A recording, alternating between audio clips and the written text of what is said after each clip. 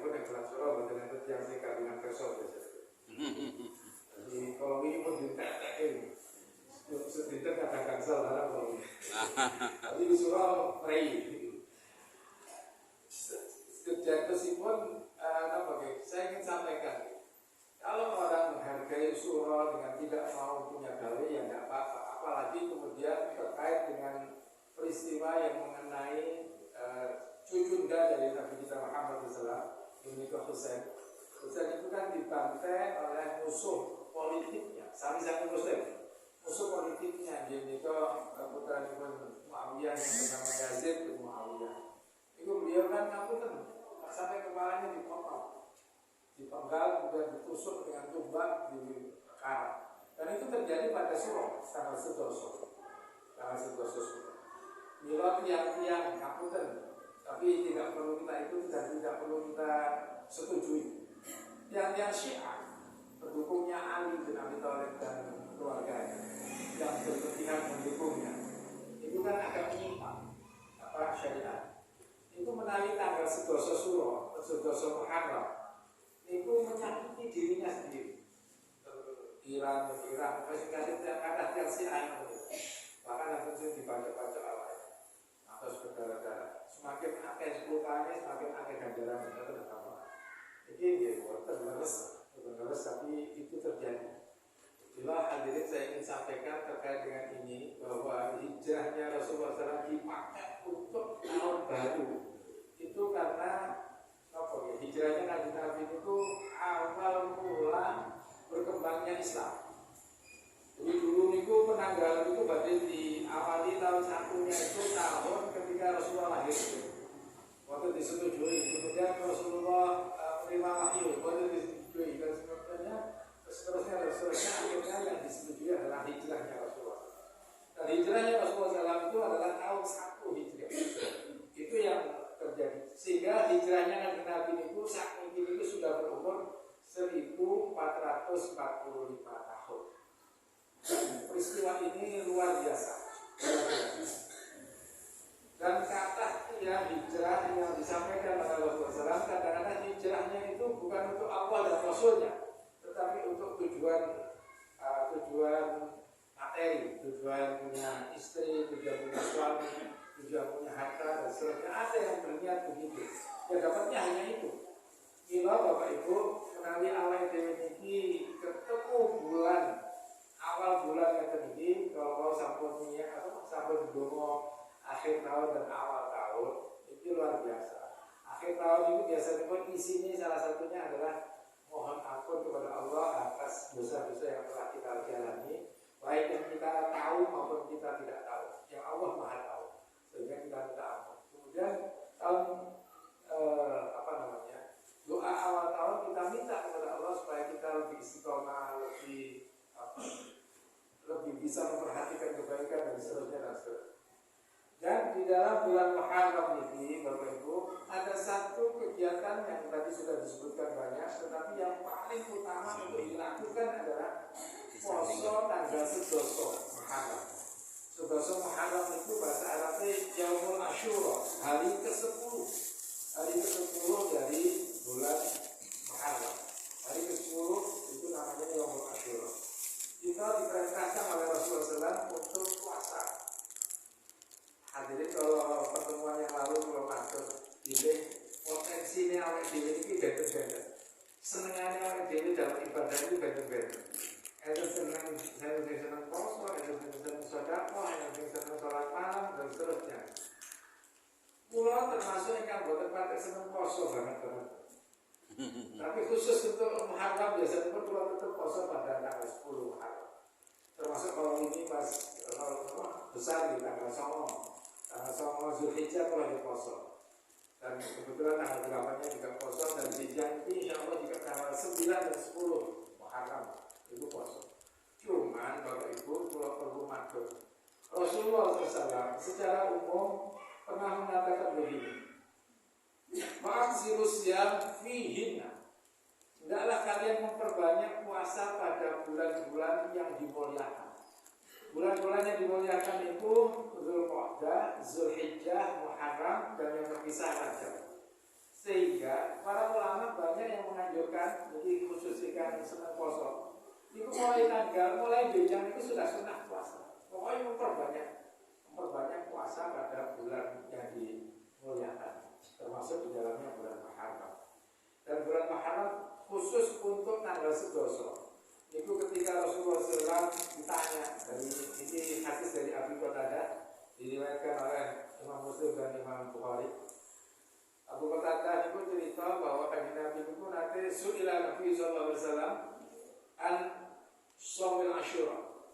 Jadi Rasulullah SAW itu ditakoni terkait dengan keutamaan poso tanggal sedoso Muharram atau Yaumul Asyura. Beliau menjawab, yukaffiru sanatal madiyah, menghapus dosa setahun yang lalu. Jadi menawi poso benjang tanggal sedoso, itu akan diri setahun yang lalu telah dihapus. Padahal kalau pertemuan kalau ini kalau matur menawi poso tanggal 9 Zulhijjah niku setelah hari puasa tanggal 9 Zulhijjah niku dosa setahun yang lalu dihapus, setahun yang akan datang dihapus. Dan kadang-kadang yang terjadi saya hitungan banget. Dengan poso yang Asyura aku tulis poso di Arafah. Setahun yang lalu dihapus, setahun yang akan datang dihapus. Masa aku poso manis. Itu ini kan dihapus, dan dihapus itu tidur jadi kata ini. Saya perlu matur hadir. Ketika Nabi ngendika itu sebetulnya untuk memotivasi saja. Dan perlu diketahui kalau kita sudah puasa, misalnya kemarin puasa Arafah, jangan kemudian lagi dengan sembrono. Aku setiap pun itu semua. Setahun yang akan datang setiap pun suatu sembrono situ kan. Kadang-kadang aku ya maksiat situ apa-apa. Tenang. Yang diampuni itu adalah maksiat-maksiat atau dosa-dosa yang tidak kita sengaja. Saat ini dosa yang tidak sengaja itu kewatasan. Katakan kalau malah yang kali-kali normal lah. Yang setelah HP itu betul sengaja kadang-kadang betul-betul itu dosa, tapi kan tidak sengaja. Nah itu yang barangkali akan dihapus. Tetapi kan dosa yang disengaja ya tetap akan dihitung oleh Allah Subhanahu. Baik, hadirin yang dimuliakan oleh Allah, ini salah satu keutamaan bulan Muharram. Kemudian tadi sudah banyak disebut, tapi kemudian satu lagi yang juga Muharram ini biasanya pun diagem-agem memberikan santunan kepada yatim. Yatim atau yatim jatuh atau apa sebetulnya, tapi lebih kepada yatim. Dan yatim itu yatim sing asli bisa dari balik. Ketika balik dia ya kalau dia belum bisa mandiri ya tetap yatim, tapi masih yang utama itu ya yatim yang dari sakit atau dari balik. Tetapi setelah balik pun ketika dia masih belum mampu berdiri sendiri ya kita perlu santuni. Dan ini biasanya pun bulan Muharram. Bulan Muharram itu bahkan Nabi menggambarkan mungkin dari tahun. Jadi Nabi bukan total baru, tetapi Muharram itu. Itu kita juga dianjurkan ini isyarat, buatan maknanya buatan lafziah, buatan tekstual. Kita ini diminta untuk apa ini? Mulus-mulus sekiranya musab. Istilahnya mengusap, ya mulus-mulus atau mengusap istilahnya anak Nabi. Waktu itu kan bapak-bapak sing senengane mulus-mulus kok, tapi orang tahu belum kayak duit. Maksudnya mulus-mulus itu sebagai isyarat cinta, isyarat perhatian. Bukan namun usuk-usuk, usuk-usuk bolak-balik, bukan ada nama-nama gitu. Yang penting itu perhatian. Saya ingin matur nih, sebatas ini dimana-mana saya matur. Kadang-kadang kalau pesan pulau ini rumien tasik alih ditinggal bapak ibu pulau, ibu rumien macam setahun hidupnya bapak pulau. Kadang-kadang untuk makan ibu, tapi kadang-kadang diletakkan di panggung di dalam rumah kan. Jika ini amplop, ini rasanya kurang rumien. Kemarin saat ini ada HP ya, yang dimana itu akan tersimpan selamanya. Kami menarik sakit kalau nyantu ini bukan usaha show, meskipun ya silakan saja untuk kita. Tetapi kalau itu kemudian menjadikan anak itu agak ribut dan itu apa? Karena si ngomong ini rumahnya rumah tadi waktu itu. Kalau saya waktu itu tasnya SMP sampai SMP kelas kali itu nyamplok kita buur di foto-foto dan rasanya pameran di juga dia padahal ya baik-baik saja sebetulnya sekali lagi baik dan sekarang di mana-mana sering seperti itu terutama para caleg-caleg nih kadang-kadang di caleg ini kan kayak begitu kayak top-top ya hadirin saya mau kalian caleg memiliki saya matur kalau Pak Caleg itu punya bagi duit niati sodako insya Allah oleh ganjaran ganti orang dari itu kalau ganjaran tapi niati nyogok nah ini salah inilah hadirin saya kembali kepada nyantuni anak yatim. Nyantuni anak yatim itu sebetulnya Bapak Ibu terutama yang tidak terlalu banyak uang sehingga tidak bisa menyantuni secara materi perhatian kepada anak dalam hal ini bagaimana dia dan seterusnya perkembangannya dia dan seterusnya itu yang perlu perhatian karena anak saya sih ngomong ini ngarangnya nek diperhatikan dia juga senang ketika masih kecil maksudnya betul maksudnya masih kecil tak dikit mau nanti berarti gitu dengan kaos itu memperhatikan pulau gitu betul dengan saya di sekolah gitu boleh ya betul jadi artinya orang anak-anak itu sebetulnya lebih ingin itu lebih kepingin Bapak sama dengan ibu awal waktu itu saya juga ikut lebih dulu sehingga perhatian dari kalau saya kebetulan ada mbak gitu jadi agak perhatian juga tetapi ketika ada orang lain juga memperhatikan itu luar biasa sehingga hadirin melalui surah khususipun melalui surah yang sedikit lebih meningkat perhatian kepada anak tetapi tidak lalu kemudian setelah surah boten setelah surah dia tetap jalan cuma surah lebih untuk meningkatkan perhatian kepada anak ini adalah anjuran dari agama kita dalam rangka mengisi bulan Muharram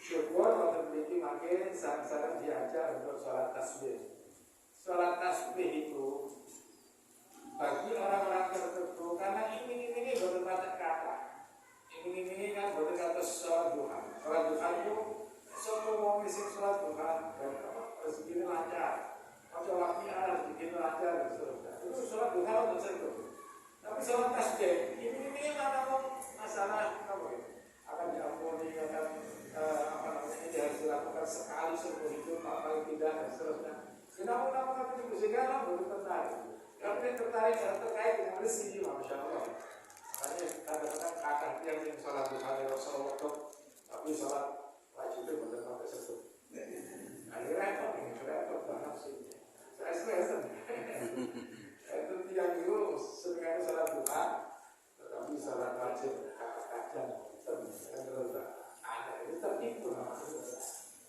begitu baik Bapak Ibu sekalian kembali kepada Muharram keutamaan lainnya sekali lagi keutamaan lainnya ada satu peristiwa yang peristiwa ini adalah mengenai Rasulullah SAW Rasulullah SAW itu berhijrah dari Mekah ke Madinah itu rencananya memang bulan Muharram tetapi kan Nabi kita itu sampai ke Mekah itu sampai ke Madinah itu lama karena beliau ini dikejar-kejar terus kalau yang musuhnya dan sengaja beliau ini tinggalipun bontot kali umat soalnya menaik kali umat mesti terjaga mesti juga omongannya omongan itu luar biasa jadi saat ini itu mungkin bekas preman saking preman itu Umar bin Ibnu Khattab jadi Umar putaran pun Khattab Ibnu Khattab itu aku cerita kelam beliau tetapi beliau kalau ingat itu beliau nangis beliau itu pernah membunuh putrinya 2 hidup menanam hidup Insya Allah itu sebelum beliau Islam makanya setelah Islam beliau itu kalau sholat malam itu gambarannya Bapak Ibu gambaran Umar bin Khattab itu mereka ada garis ini adalah garis jalan ini keluar dia pun setiap malam nangisi menyesali itu. Jadi beliau ini sangat ekspresif Bapak Umar bin Khattab itu menawi nopo eleng dosa itu nangis tenanan. Tapi ketika ingat sesuatu yang lucu, beliau ketawa masih sampai kelihatan giginya. Beliau ini pernah memasang patung yang terbuat dari gandum. Jadi dari gandum yang kemudian dipasang ke yang sekitar Ka'bah. Ketika lapar, dan beliau mengingatkan panas dan hingga saat ini panas maksudnya pun gak hidup, kemudian buat tempat yang ketika bangun patung itu, nek oleh apa anu itu, patungnya ke tangan sebagai dituili ya. Karena saking itu nek kapitan itu beliau memuja, beliau memuja. Karena itu tindakan, ini apa orang kemudian memuja apa? Elingan aku bisa ini gawe patung, tak pasang tak sembah, tapi kadang-kadang tak pangan. Tuhannya dipangan. Tapi Tuhannya dipangan. Beliau kalau kita memuja. Kalau kita beliau pernah menguburkan putrinya itu beliau juga sangat menangis sampai sekali lagi ada jalur air mata beliau yang membekas. Ini luar biasa. Baik Bapak Ibu sekalian, selanjutnya kembali kepada Muharram. Selain tadi puasa, kalau sosok mau puasa mulai besok itu sudah sangat baik, tetapi yang paling utama adalah tanggal 10-nya. Kemudian setelah tanggal 10 yang paling baik berikutnya nomor 2 adalah tanggal 9. Tanggal 9 Muharram itu Kanjeng Nabi nate berusaha merencanakan mau puasa tahun depan. Jadi ketika habis haji wada, haji maksudnya habis haji. Kanjeng Nabi itu haji hanya sekali. Kanjeng Nabi itu berhaji hanya sekali. Dan beliau setelah itu pas Muharram ini ada sahabat-sahabat yang lapor. Nabi ternyata sing poso tanggal 10 Muharram itu mboten namung tiyang Islam saja. Tiyang Yahudi nggih poso, tiyang Nasrani nggih poso. Terutama tiyang Yahudi. Karena tiyang Yahudi itu dibebaskan dari kejaran Firaun itu tanggal 10 Muharram. Sehingga mereka puasa. Tapi Kanjeng Nabi begitu kita, kalau saya waktu itu umurku sampai tahun depan, maka tahun depan saya akan puasa tanggal 9 dan 10 yang disebut dengan Yaumut Tasu'a. Kalau hari ke-10 namanya Yaumul Asyura, yang ke-9 namanya Yaumut Tasu'a. Dia sudah mencanangkan akan puasa pada tahun depan. Tetapi bulan Maulid atau bulan Rabiul Awal Kanjeng Nabi kabudut. Jadi boten sida poso. Tetapi sudah mencanangkan, artinya poso tanggal 9 itu adalah utama. Sangat utama. Jadi yang pertama di Muharram itu poso yang paling utama itu tanggal 11 kali tanggal 9. Yang lainnya juga boleh banyak puasanya. Tetapi yang paling utama itu. Mila sing seneng poso mulai dijam poso, sing boten pancen seneng. Paling boten tanggal 11. Sumpah sakit tanggal 9 kali 11 itu akan sangat utama. Dan perlu diketahui bahwa puasa yang dibimbingkan oleh Kanjeng Nabi umarate awake dhewe niki sebetulnya untuk mendandani hati. Sebisa malih ndandosi hati. Artinya awake dhewe niki yang masih ada hasud, yang masih ada tidak suka, masih ada kebencian, masih ada hal-hal yang lain, yang jelek-jelek yang lain, masih ada ujub itu sombong sih buat teman-teman ujub. Jadi ujub itu terhati tak, misalnya terhati ini ngomong orang WA. Jadi terhati tak udah mendikan, itu namanya ujub. Tapi kalau mendikan kita ada dia hati ini aku ini sama orang akeh ini, sing paling akeh duitnya ya aku. Itu sombong. Jadi nek sombong atau takabur itu ada musuh bicaranya. Sementara kalau ujub itu dalam hati. Nah, posonya awake dhewe, sedaya poso termasuk poso Ramadan itu mendidik kita supados menghilangkan itu dan memenuhi hati. Jadi saya ulang kembali apa yang saya sampaikan beberapa bulan yang lalu. Memenuhi hati awake dhewe dengan rasa cinta kepada Allah dan Rasul-Nya. Sebisa malih kita dididik, diarahkan oleh Allah melalui Rasulullah SAW salah satu tujuan utamanya adalah dandani hatinya awake, supaya hatinya awake ini penuh cinta. Sebagaimana yang selalu diperintahkan oleh Rasulullah SAW di banyak hadis berulang kali beliau mendikau cintailah apa yang ada di irhamu man fil ard yarhamkum man. Irhamu, cintailah oleh kalian semua man, siapapun fil ard yang ada di muka bumi ini, yarhamkum man fis sama, maka kamu akan dicintai oleh Allah Subhanahu wa taala. Mila Bapak Ibu, kalau selalu atur dan ini termiliki sama ketiga mengenai bahwa hatinya awal dewi dengan poso ini digarap terang. Jangan sampai puasa itu hanya sekedar formalitas, termasuk mangkit hanya dengan menawi derek sholat tasbih. Membaca tasbih itu kan subhanallah walhamdulillah wala ilaha illallah wallahu akbar. Subhanallah artinya maha suci Allah. Mila ketika kita melafazkan itu dan kita sentuhkan ke hati, maka kita merasa bahwa kita ini ya tidak suci. Soal tiang sing merasa suci berarti dipastikan dia tidak suci mana. Tapi kalau dia merasa kurang, merasa kotor, merasa berdosa, itu dia sing sahih. Karena dia akan mencoba untuk berbenah. Dan hati ini yang perlu terlibat di dalamnya. Makanya tadi saya ngatur nek saged hatinya awak ini kita penuhi dengan cinta kepada Allah dan Rasul.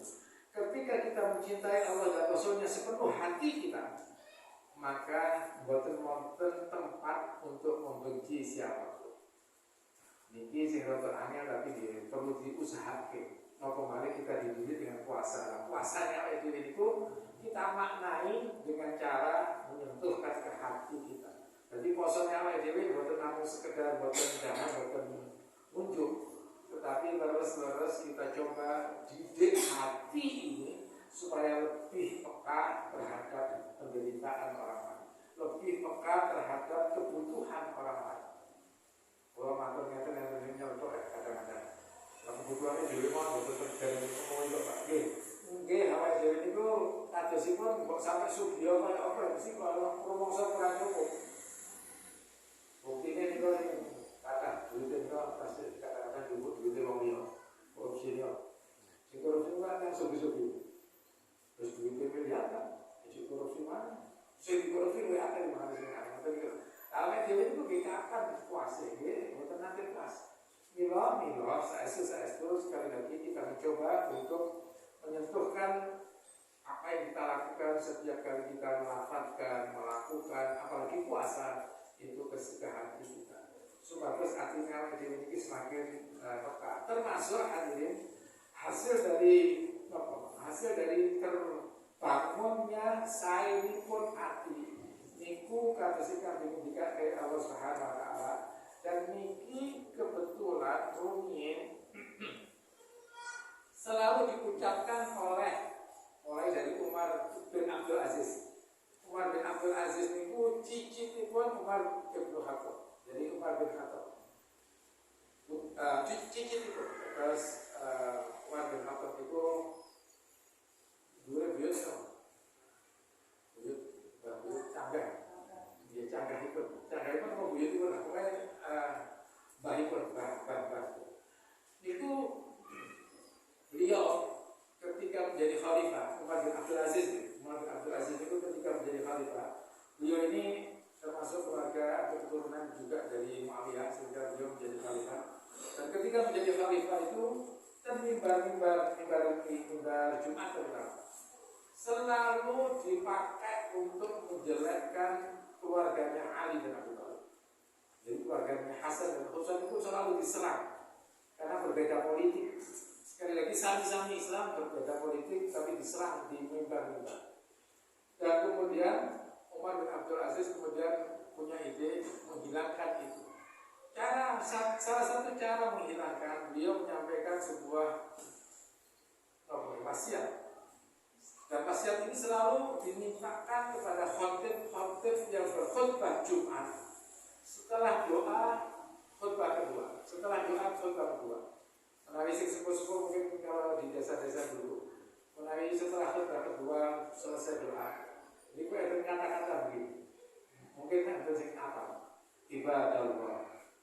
Innallaha ya'muru bil adli wal ihsan wa ita'i dzil qurba wa yanha 'anil fahsya'i wal munkari wal baghi ya'idukum la'allakum tadhakkarun. Wadhkurullaha yadhkurkum washkuru 'ala ni'amihi yazidkum wad'uuhu yastajib lakum wa dzikrullahi akbar. Ini sing biasa diucapkan. Jadi maknanya adalah begini. Ibadallah, wahai hamba Allah.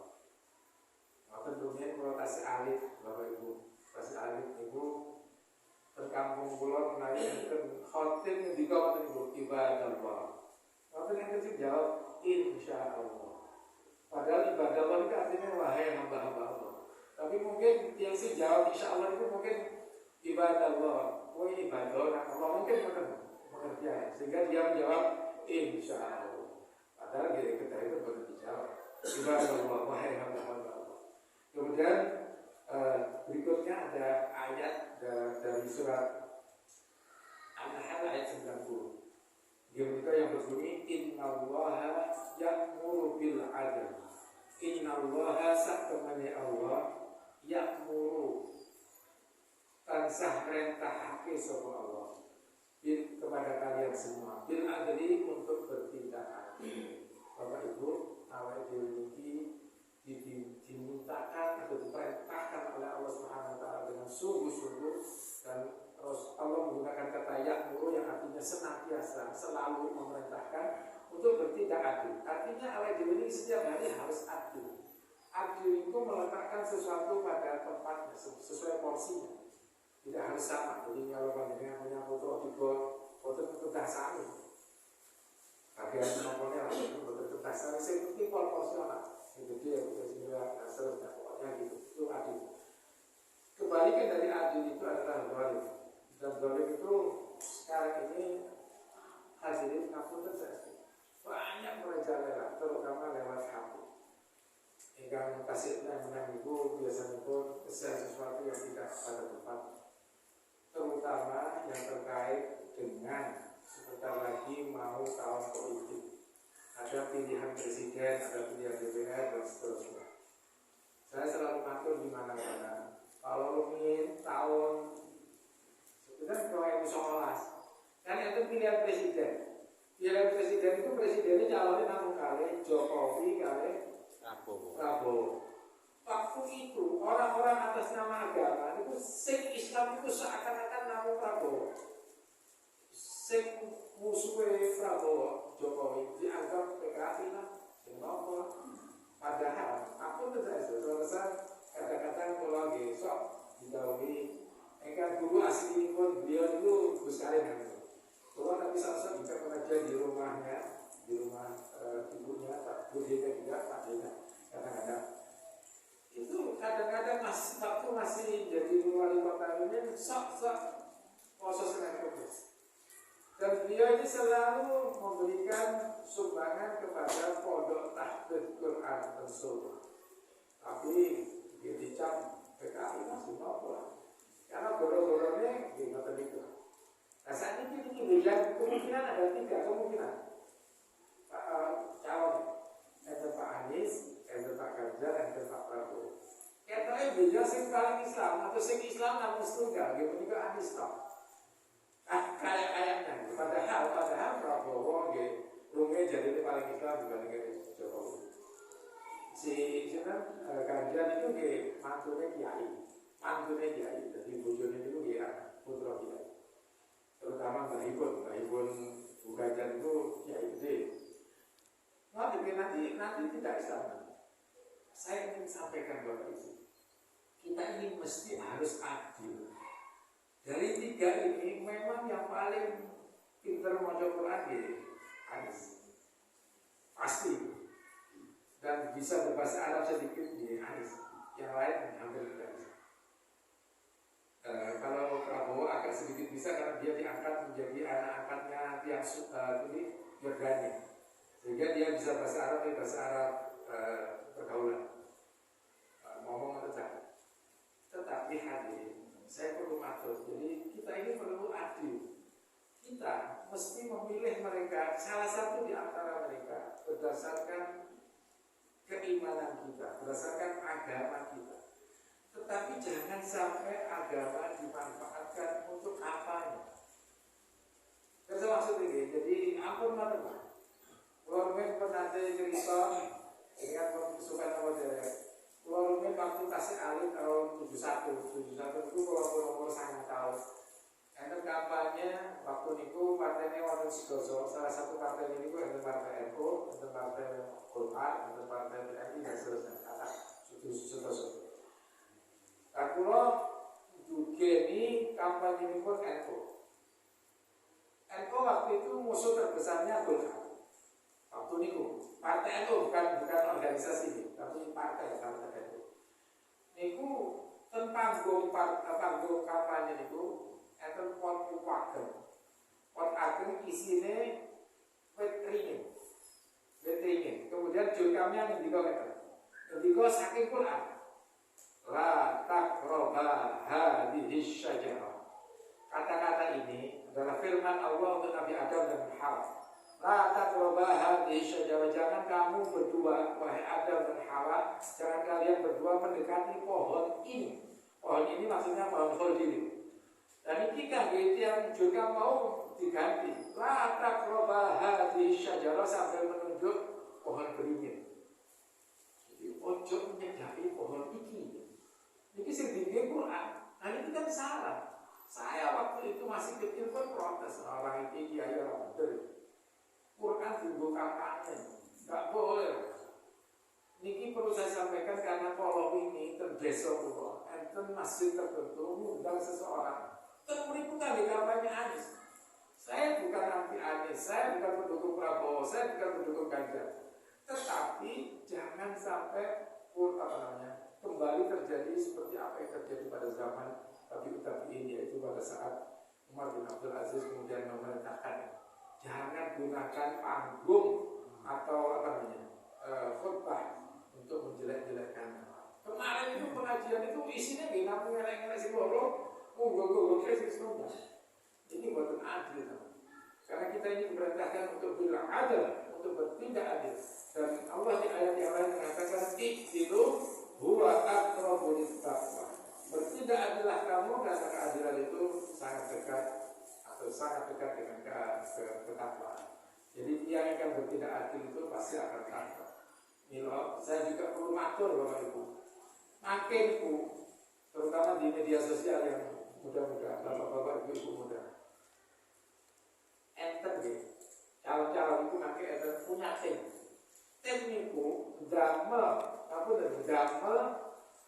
fitnah kaki yang besar. Misalnya kalau dengan tim kalau itu memfitnah kalau tapi tim kalau apa supaya kalau disimpati loh ya waktu itu masya Allah dan itu terjadi selalu. Mungkin yang bersangkutan tidak tahu, tetapi timnya itu mana itu gawe fitnah, kanggo jago nih, supaya jagonya disenangi wong. Wah ini digolong itu wong iya itu seru. Waktu itu biasa makanya jenengan ampun biasa saya sih boten. Jadi perlu matur ini karena bilang adil ini dan ini kaitannya dengan hijrah. Hijrah itu hadirin saat ini juga disalahpahami. Karena kata artis-artis katanya hijrah. Hijrah itu buat langsung kemudian kita ke semata ini lah. Kemudian ditinggal apa-apanya. Sing dulu penyanyi kemudian sama sekali tidak mau menyanyi. Ini menyanyi haram. Saya ingin masuk sekalian supaya kita tahu bahwa hukum musik itu aslinya ya upah. Tapi musik itu akan menjadi haram kalau musik itu mengarahkan kita kepada kemaksiatan. Musik itu akan menjadi berbahaya kalau itu mengarahkan kita kepada ketakwaan. Itu sudah dibarangkan. Jadi jangan sampai kita berlebihan dalam berhijrah. Dan hijrah termasuk hijrahnya kita dalam rangka bertindak adil ini adalah merupakan sesuatu yang kita wujudkan. Kita ini misalnya mendukung siapapun, mendukung Anies jangan memfitnah yang lain. Ketika mendukung Ganjar jangan mendukung dan seterusnya. Jangan sampai seperti itu. Sekarang ini berseliweran fitnah-fitnah satu sama lain. Dan kita orang Islam tidak perlu ikut, apalagi ikut nge-share. Kalau panjenengan sekali nge-share, padahal itu tidak benar, maka dosa panjenengan itu mengalir. Panjenengan perlu ada amal jariyah. Amal jariah itu bukan namung ganjaran sing jariah, tapi dosa jariah ya. Nah, panjenengan menyebarkan sesuatu yang jelek dan kejelekan itu diteruskan orang lain terus menerus, panjenengan kecipratan dosa. Mula menawi saged di upload gampang share sing mboten cetok. Mboten cetok saniki pun napa-napa sing mboten cetok kuwatan. Sing paling akhir itu kula dipameri tiyang OSIS itu cawapres Pak Ganjar itu ternyata Ahok. Padahal itu omongan Jokowi, omongan Megawati ketika menggabungkan Jokowi kali Ahok, cuma digabung. Jadi enter Ganjar, enter Ahok, tapi berlainan waktu, berlainan tempat. Tapi seakan-akan calonnya. Tapi intinya hadirin, kita perlu hati-hati, jangan sampai tidak bertindak adil. Kita harus adil, dan adil itu seimbang. Artinya seimbang, artinya memandang semuanya itu dengan seimbang. Dan itu tanyakan kepada hati nurani. Jangan ditanyakan kepada amplop piro. Iki wijak, caleg-caleg menyedari panjenengan sedaya.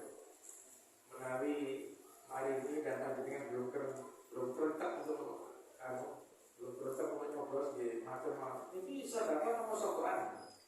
Sedekah kalau terima, tapi nek sokoran boten mawon. Soalnya kalau dari mesti memilih jenengan. Ini boten apa-apa diterima iki namung sedekah di apa-apa. Semakin banyak semakin menyenangkan. Duit ya. Baik, artinya sekali lagi harus adil. Kemudian yang berikutnya adalah ihsan, bertindak ihsan. Ihsan itu, kalau ini sudah saya atur juga tentang ihsan, bahwa kita ini perlu ihsan itu artinya lebih dari standar umum. Kita baik kepada orang yang baik itu biasa. Lebih dari standar umum itu artinya kita baik pada orang yang tidak baik kepada kita. Ini perlu dipraktekke, bukan namung disampaikan. Kalau baru kali nyampe ini. Kemudian yang larangan ketiga, sekali lagi larangan pertama adalah perintah pertama bertindak adil, perintah kedua bertindak ihsan, yang ketiga adalah wa'ita'idil qurba. Wa'ita'idil qurba, memberikan sesuatu kepada kaum kerabat. Ini juga kayaknya kemarin sudah saya sampaikan. Kita ini lebih mengutamakan saudara. Jadi saudara itu harus lebih didahulukan daripada yang lain. Meskipun kalau ini kalau matur memiliki, tapi kadang-kadang tiang itu supaya kalau tiang liyo, tapi kalau jumhure malah jokan. Itu gitu.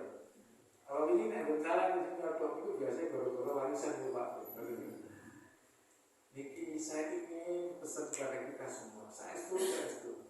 Yang perlu diakrabi, yang perlu disambung silaturahim itu di paling utama ya yang ada hubungan darah. Dalam hal ini ya saudara. Setelah saudara itu di mahram. Mahram itu paman, ponakan, teman-teman itu harus disambung.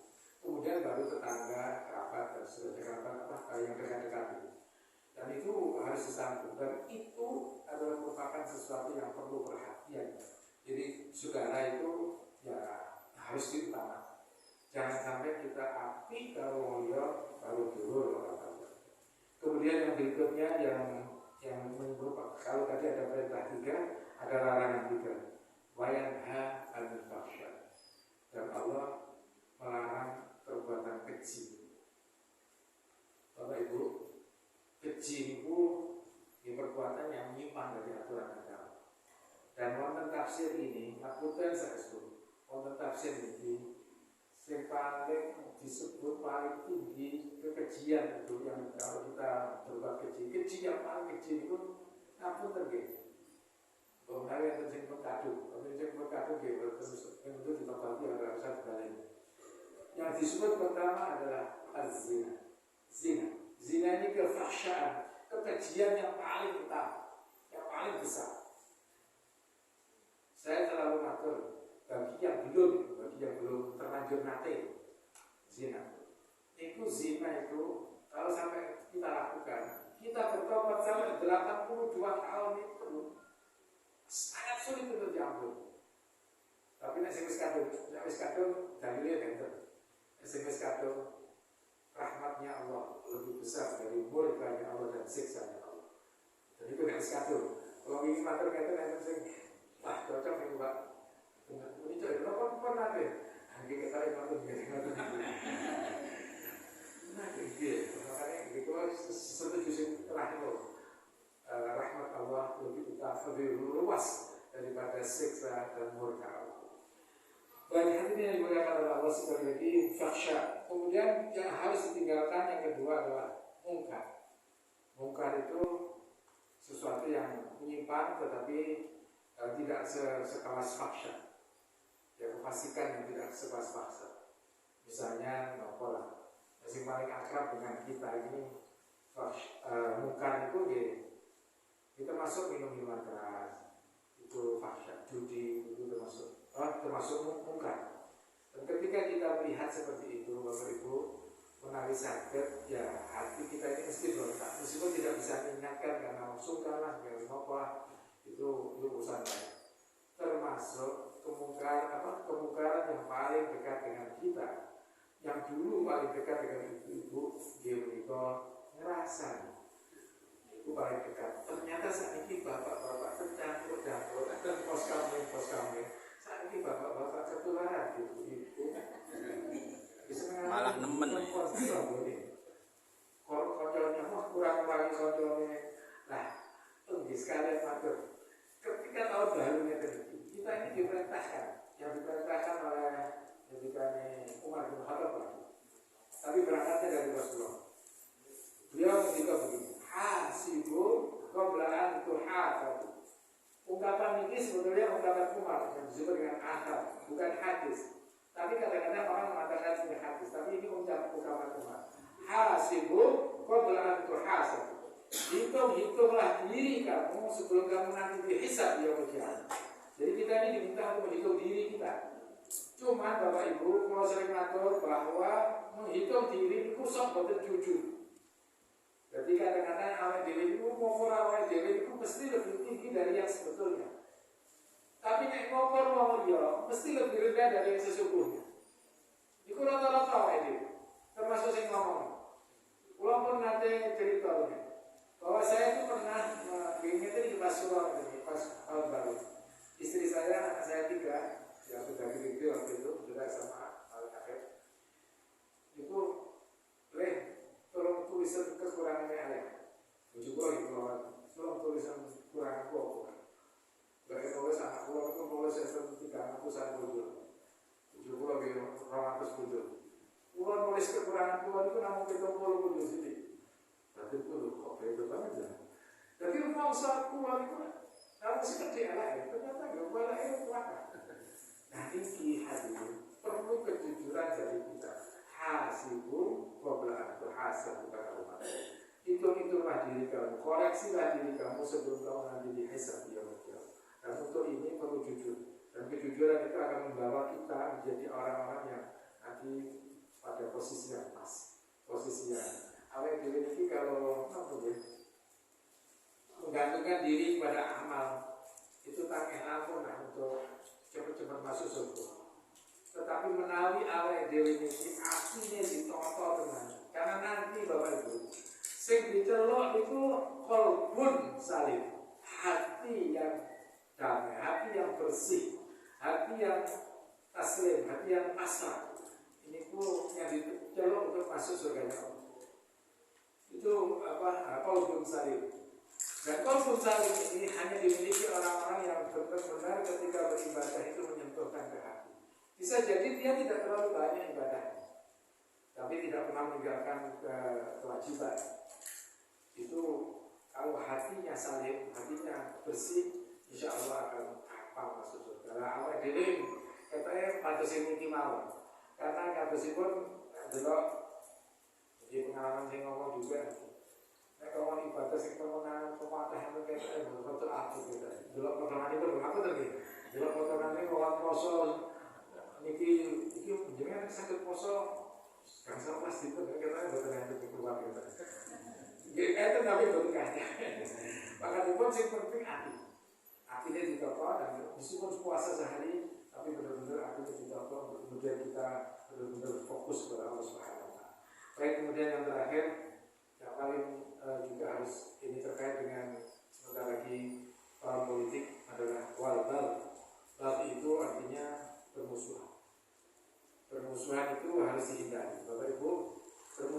dengan siapapun, apalagi dengan tetangga, apalagi dengan saudara. Ini perlu diingatkan, tapi kadang-kadang tentu dikit mawon. Kalau sejak kecil itu memperhatikan lakunya dia. Ini jadi pun cuma tenang delok lakunya uang, delok yang lakunya sendiri.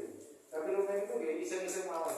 Rata-rata tentu dikit mawon, termasuk perumahan, desa-desa itu mesti enten siang sing apa tadi? Bahasa Jawa itu kalau itu bahasa Indonesia. Enten sing senengane tumbak tutukan.